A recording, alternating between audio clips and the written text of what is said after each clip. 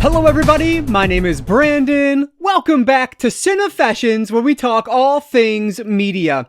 So I'm here today with what I think is part 3 of my buy 2 get 8 free haul. So if you've not seen the first 2 parts, basically over the past 4 or 5 months now, Disc Replay has been having a number of buy 2 get 8 free sales on their DVDs. And so whenever that pops up, I, of course, run out and pick up some stacks of movies, because why wouldn't you?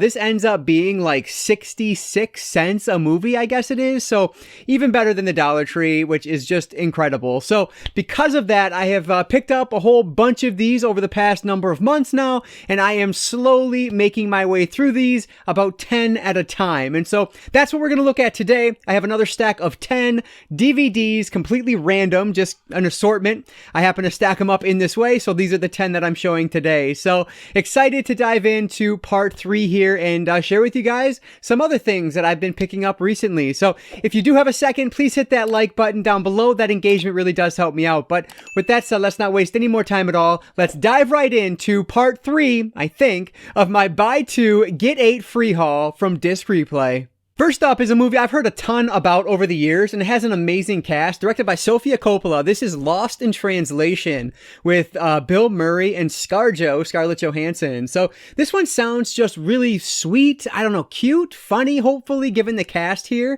Basically, Bill Murray plays an actor who's in Tokyo, and then Scarlett Johansson is playing a woman who is visiting Tokyo with her work-obsessed husband, who's a photographer.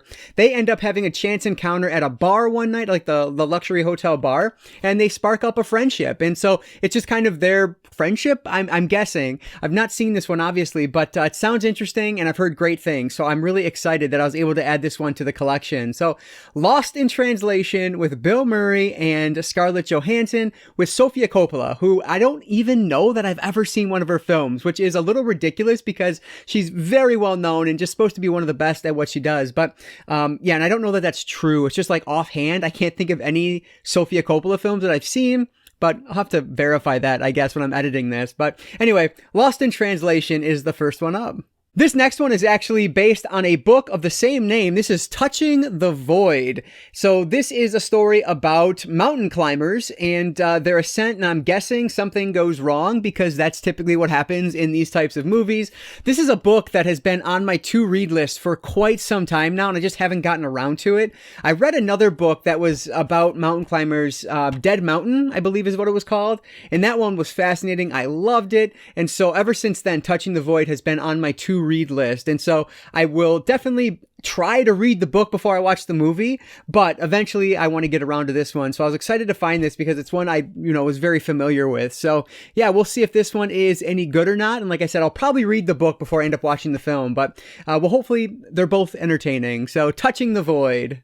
This next one is a documentary. It's actually a war documentary that I've heard a ton about over the years. This is Restrepo, I believe is how you would say that. I could be butchering that. But yeah, it says on the back here, it's exceptional and outstanding new documentary. It's a fantastic movie. See, and that's from A.O. Scott. So yeah, it has really good word of mouth, directed by Sebastian Junger and Tim Hetherington.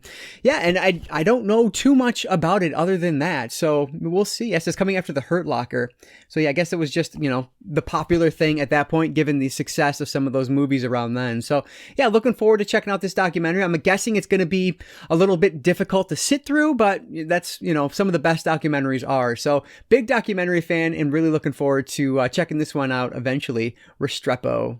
Here's one that I'd never heard of before, but the spine caught my attention for whatever reason. And so I picked it up, and it has Paul Rudd in it, and it just sounds fascinating. This is called 2 Days. And like I said, it stars Paul Rudd, who is an actor, but he's just not getting work, I guess. And so he says, you know what? I'm done. And he doesn't just mean with Hollywood, he's done with life. And so in 2 days, he's going to commit suicide, but in true Hollywood fashion, he's going to hire a film crew to film his final 2 days. So really intrigued by this one. Like, the premise is fascinating. Paul Rudd is an excellent actor. And I don't know, just like, this sounds so interesting. And I'm really surprised I'd never heard of it, given that Paul Rudd is in this. But yeah, 2 days. Hopefully it is as interesting as it sounds. If you guys have seen this one, let me know. Sounds really cool. So hopefully I'll enjoy 2 days when I get around to it. Next up is a movie that I actually heard about thanks to Movie Buff Beth on her channel, which unfortunately she doesn't really post anymore on YouTube. She's very active on Instagram though, so if you want to follow her there. But this is called Call Me By Your Name. And this is, I believe, an LGBTQ coming of age story. We're following this like 17-year-old in Italy.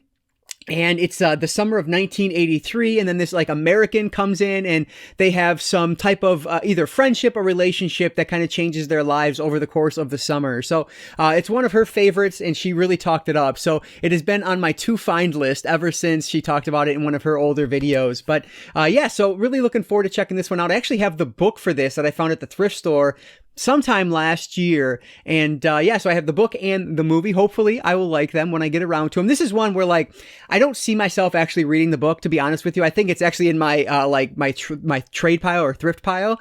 But the movie I am definitely intrigued in checking out. So yeah, we'll see. It's a period piece in 1983. So we'll see if this one is any good or not. They Call Me, or what is it? No, Call Me By Your Name. Excuse me. So yeah, we'll check this one out soon. Next up is actually a baseball movie directed by Billy Crystal and starring the Punisher himself, Thomas Jane. This is 61. So this is the story of Mickey Mantle and Roger Maris's battle up to beat Babe Ruth's home run record. That was like the most difficult sentence in the world for me to say. It took me like 4 takes and I still screwed it up, but we're going to move forward because it's ridiculous. Anyway, they were both trying to get the number 61 basically. And so yeah, it's just the story of how that went down. It's supposed to be a great movie. It's often like cited as one of the best baseball movies out there.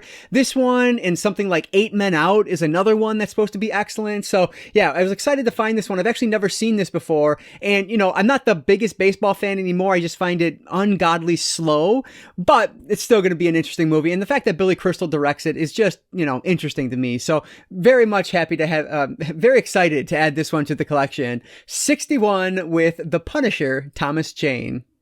This next movie is one that I remember watching at a much too young age. And frankly, I have no idea why we were even watching this, but my mom had it on and I was just watching it with her. This is Dead Presidents, directed by the Hughes brothers. So I was trying to find a year on this because I was curious like when I would have been watching this, but it had to be the late 90s, but I just don't know exactly when because there's nothing on the back, unfortunately. But yeah, this is a heist movie and it was pretty good from what I remember. Mind you, I was probably 11, 12 years old when I saw it, but I remember enjoying it.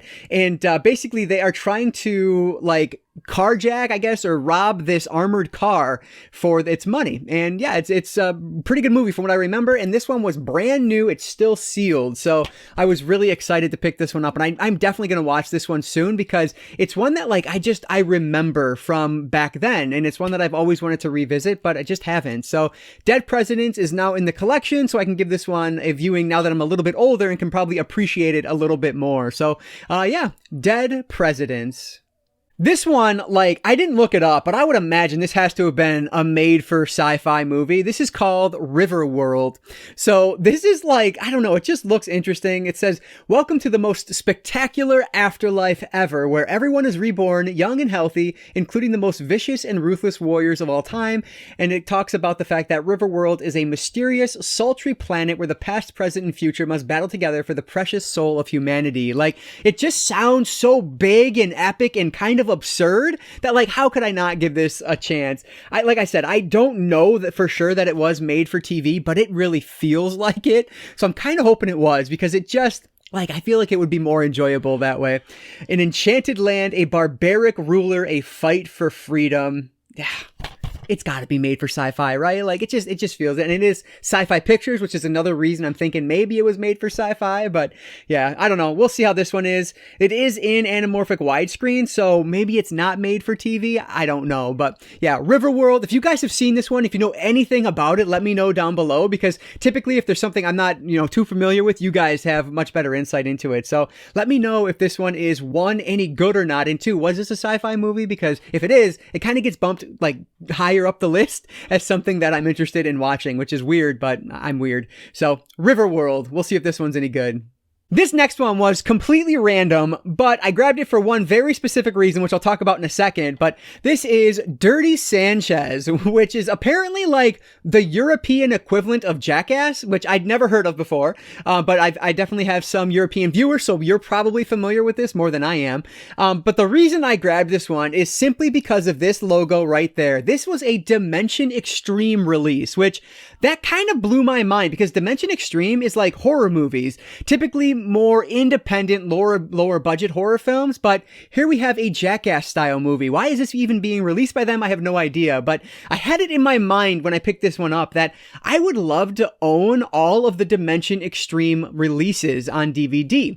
And would I still? Absolutely. But I actually gone through, I thought I had a lot more than I do, but I have a very small percentage. And so I don't really see it being realistic anytime soon. Now, if I see these moving forward, I'll definitely pick them up, but it's not something I'm like actively going after. But at the time I thought, maybe I can do that. And so that's why I grabbed this one. But yeah, I don't know. I have no clue. I typically like Jackass, so I'm hoping I'll enjoy this one. I don't know. Like I said, if I have any European viewers that know about this, let me know. How does this compare to Jack? Is it better? Is it worse? Is it just different? I don't have any idea, but very intrigued to find out how this one is when I get around to it. So Dirty Sanchez, for some reason, released by Dimension Extreme. Last but not least here is a movie that was one of the very first like hidden gems that I'd ever heard of when it came to horror films. And like no one had talked about it, at least to me at that point when it was still relatively new to home video. And I watched it and I absolutely fell in love with it. And I just always is like the quintessential hidden gem to me when it comes to horror movies. Nowadays, I feel like it is a much more well-known, much more popular film, but this is called Triangle. And this is a crazy movie. This one is directed by Christopher Smith, an excellent director I've talked about a couple of times here on the channel because I like some of his other work. But this is really cool because it's almost like a Groundhog's Day meets a horror film, but they do so much with it. The triangle is referring to like Bermuda Triangle. This woman is basically like exploring this boat how she wakes up as an amnesiac, and I think that's the right term. Like she doesn't have any memories and is trying to figure out what's going on. And then like there's a killer on the loose and there is a time cycle going on here. It is fascinating. I love it to death. I haven't watched it, I don't think, since like maybe the first time I've seen it, but I loved it the first time I watched it. It really stuck with me. So, that says a lot. It's a memorable film, even though I don't maybe remember specifics at this point. I do remember the main points. And yeah, like this is a good movie and I definitely recommend it. Now, as I say, this was a hidden gem, but I feel like now it gets a lot more love, a lot more respect than it did back then. But yeah, definitely check this one out if you've not seen it. And again, Christopher Smith, like it says, Severance and Creep are two films that he's really known for. So yeah, definitely recommend Triangle if you've not seen this one. So Triangle is going to wrap up everything that I picked up for this stack of 10 on my buy 2 get 8 free sale. All right, so hopefully this ended up being a short and sweet one. Another stack of 10 here. I have 2 more stacks over there of 10 movies ready to go. So you'll see those in the coming weeks here, and then I'll finally be through all of my buy 2 get 8 free. So again, this was like 66 or 67 cents a DVD, which is ridiculous. So that's why I'm willing to take some chances on some of these that like I may not have heard of before, that looked kind of like made for TV, like Riverworld. Some of these like lesser titles, I'm okay with spending 67 cents on them just to see how they are. So I would love to hear from you guys though down in the comments below. Have you seen any of these? Do you recommend any of them? Do you recommend me skip any of them? That's always beneficial information as well. So let me know any and all of your thoughts down in the comments below. I always appreciate that. So thanks so much for that support down there. And as always, if you did enjoy this one, please give it a like down below. That engagement, it really helps me out. So I really appreciate that. And like I always say, I don't just talk movies, I talk all things media, be it books, movies, video games, graphic novels, manga. If it's media related, I'm interested in it. And if you are too, you might consider subscribing. All right, guys, so that's going to do it for today. I just want to say thank you all so much for watching. And I want to encourage you to consume some media today. I'll catch you next time.